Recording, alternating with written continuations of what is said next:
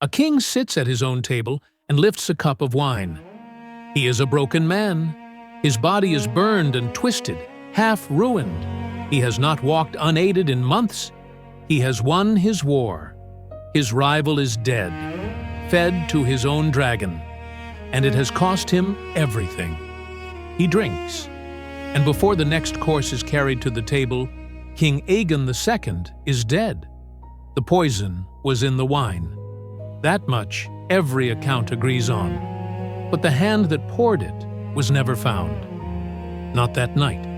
Not in the years after. Not in 200 years of histories written since. So tell me, who killed the king?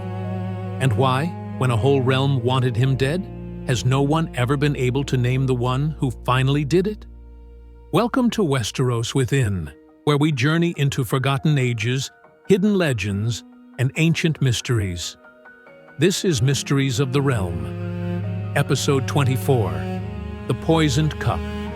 Who killed Aegon the Second? Let us be sure of the man we are burying.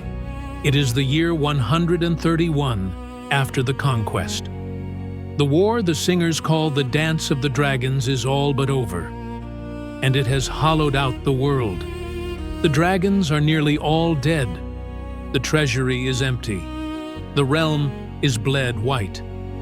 Aegon the Second sits the Iron Throne again in a city that hates him. But he is a ruin of a king. In the taking of Dragonstone, he leapt from his dying dragon and shattered his legs. Fire took the rest. He is carried everywhere in a litter, kept half asleep on milk of the poppy, in constant pain. And he is in the way, because the lords of the realm have found their peace at last. The plan is simple, and everyone can live with it. Crown the boy. Aegon the Third, his rival Rhaenyra's son, wed to Aegon the Second's own daughter. The two warring halves of House Targaryen joined in one child king, and the war finally, mercifully done. There is only one man standing between the realm and that peace, the king himself, embittered, vengeful, talking of executions and of taking up the war again. He will not abdicate, he will not bend. And then, at his own table, the wine goes down, and the obstacle is gone. So, who removed it? Let me show you the problem first, because this is not a case with too few suspects. It is a case with too many. When a man is murdered, you ask one question above all others: who benefits? And here is the horror of it: almost everyone did. The Blacks, who wanted Rhaenyra's son on the throne. The Greens, exhausted, who only wanted out of a war they could no longer win. The great lords, who would rule the realm as regents for a 10-year-old boy. The city, that had starved and burned and loathed this king for years. A dead Aegon the Second meant peace, and by that final year, peace was the one thing the whole of Westeros was praying for. So when we ask who wanted him dead, the honest answer is nearly every soul of consequence in the Seven Kingdoms. That is why this was never solved. The motive isn't a single knife in the dark, it's a flood. But a flood still has a hand in it somewhere. So let us narrow it. The first name is the obvious one: Corlys Velaryon, the sea snake. He was the most powerful man in King's Landing the night the king died. Hand of the king, master of the greatest fleet in the world, the architect of the very peace that only Aegon's death could unlock. And he had paid for that peace in blood. His grandsons, Jacaerys, Lucerys, Joffrey, every one of them dead in this war. His house gutted. The only thing that could salvage it was the boy Aegon the Third upon the throne, and the sea snake himself ruling at his side as hand. Velaryon blood, bound to the crown at last. Look at what happened next. The king dies, and within days the sea snake is sitting as hand to the new boy king, ruling the realm in his name. The man with the most to gain. The man who then took the power. The histories themselves name him among the suspected. And yet, he was nearly 80 years old. And only months before, this same sea snake had been dragged before the throne and tried for treason, and pardoned, barely, with his head still on his shoulders. Would a man that old, that newly spared, gamble everything on the murder of a king? The one crime that would have cost him that head for certain? Maybe he was the killer. Or maybe he was simply the last man standing when the wine ran out. The second name belongs to the shadows. Larys Strong, the Clubfoot. If you wanted a king poisoned and never traced, there was no better man in the realm. He was the master of whisperers, the spy master. He knew every secret passage of the Red Keep, every servant, every cellar. He had agents in every corner. And quiet murder was his art. They whisper that he burned his own father and brother alive in Harrenhal to make himself its lord. He was the hand behind the cruelest knife of the whole war. He never struck a blow himself. He simply arranged for the right person to die, at a distance, leaving nothing to trace. A cup of poisoned wine is exactly his kind of work. But here the case turns strange, because Larys Strong was one of the few men who was truly, stubbornly loyal to Aegon the Second. He had spent the entire war keeping this king alive, smuggling him out of the city, hiding him, scheming for his survival when everyone else abandoned him. And when the king died and the new regime took power, Larys was given nothing. He was cast aside. And not long after, his own head answered for his service. He had the perfect means. He had the perfect method. And he is the one suspect with almost no reason to have done it. The man who most easily could is the man we can least explain. Which brings us to the darkest reading of all. That there was no single killer. That a cabal of great lords simply agreed, without ever saying it aloud, that the king had to die, and made it so. Consider how smoothly it all happened. A realm torn apart by years of war does not normally crown the enemy faction's child the very moment a king dies. Yet that is exactly what occurred.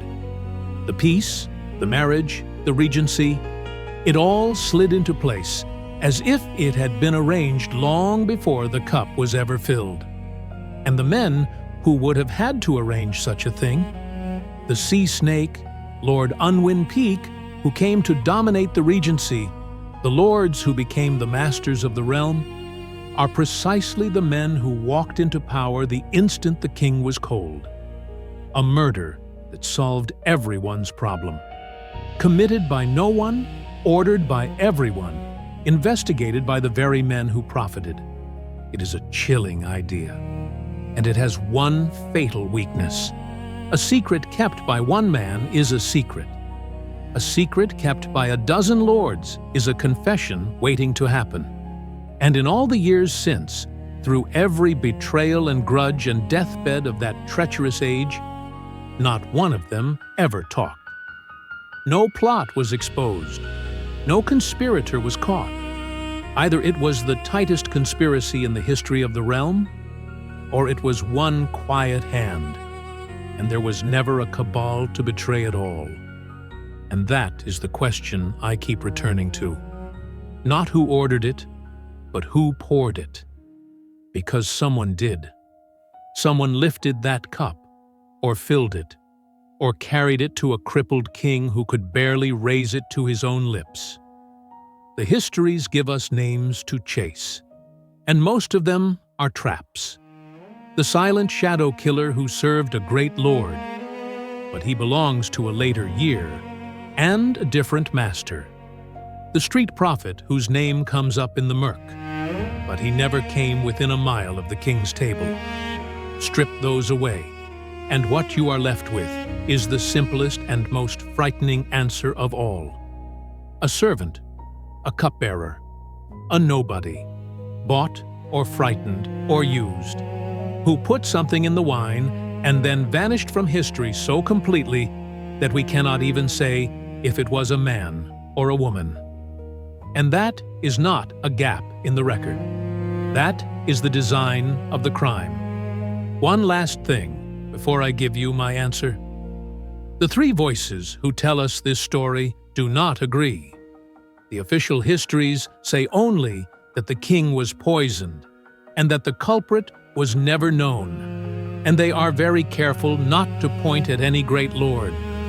The pious Septon turns it into a judgment. The wages of a king who fed his own sister to a dragon, the gods collecting their debt at last, and the court fool, the one who loved a scandal, hints at plots and bribes, and whispered names in the dark. Three witnesses, three different stories, and not one of them can tell you who held the cup. When every witness lies or guesses, or sees only what they wish to see, that by itself is the proof. No one knew. No one ever did. So what do I believe? I believe it was a murder of peace, not of passion. The king was not killed in rage or revenge. He was removed, coldly, deliberately, because he was the last thing standing between a ruined realm and the end of its suffering. And if you put a sword to my throat and made me name a hand behind it, I would look where the power went. I would look at the old man who lost everything to the war, who brokered the peace, and who ruled the realm the moment the king was gone. The sea snake had the motive, the reach, and the reward. He is the answer the evidence leans toward. But I cannot prove it. And neither could anyone who actually lived it, men far closer to that cup than I will ever be. Maybe it was Corlys. Maybe it was the Clubfoot, for a reason that died with him. Maybe it was a frightened servant working for a master whose name was never written down. The truth is, the men who killed Aegon the Second did the one thing almost no murderer ever manages. They got away with it, completely, forever. And the cup they poured has stayed exactly half full for 200 years, waiting for an answer that may never come. So tell me this. If you had to name one, the sea snake, the Clubfoot, a cabal of lords, or a servant whose name was never known, who do you believe poisoned the king? Write it in the comments. I read every theory. And if you want to be here when we unravel the next mystery, subscribe to Westeros Within and join me for the next chapter.